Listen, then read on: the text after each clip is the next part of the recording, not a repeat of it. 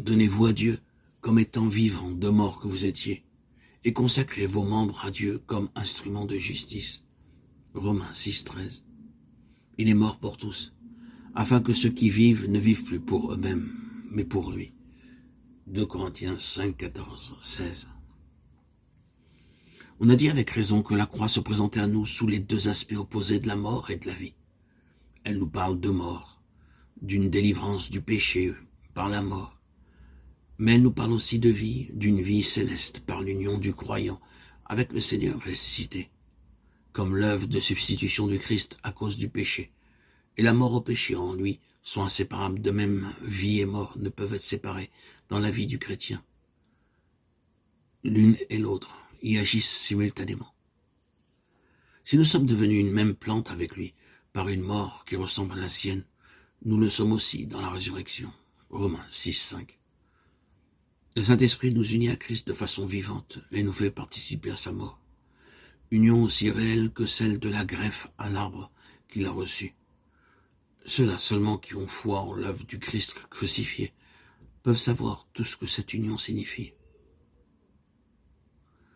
Sous l'influence du Saint-Esprit, la prédication de la croix devient vivante, pressante et plus aiguë qu'une épée à deux tranchants.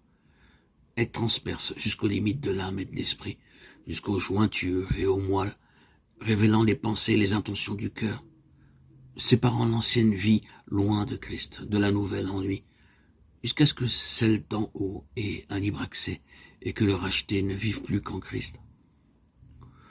Souvenons-nous qu'il n'y a pas de vie de résurrection possible en dehors du Christ ressuscité. Nous avons été faits une même plante avec lui par la conformité à sa mort. C'est avec lui que nous avons été crucifiés. C'est à lui, le vivant, que nous sommes unis. Et c'est en lui que nous pouvons marcher en nouveauté de vie. La vie de résurrection n'est pas quelque chose de passager, une expérience faite à quelque époque plus ou moins reculée dont nous n'avons plus que le souvenir. C'est le Christ vivant, qui est la résurrection, qui habite en nous et nous communique à tout instant sa force toute puissante, dans la mesure où nous ne l'empêcherons pas d'agir en négligeant de remplir les conditions nécessaires à son action.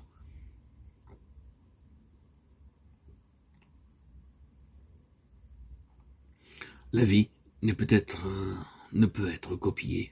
L'affirmation qu'on possède la vie de résurrection ne peut créer cette vie. Et où cette vie existe, il est inutile d'affirmer sa présence. Son activité même témoigne qu'elle existe et manifeste sa puissance.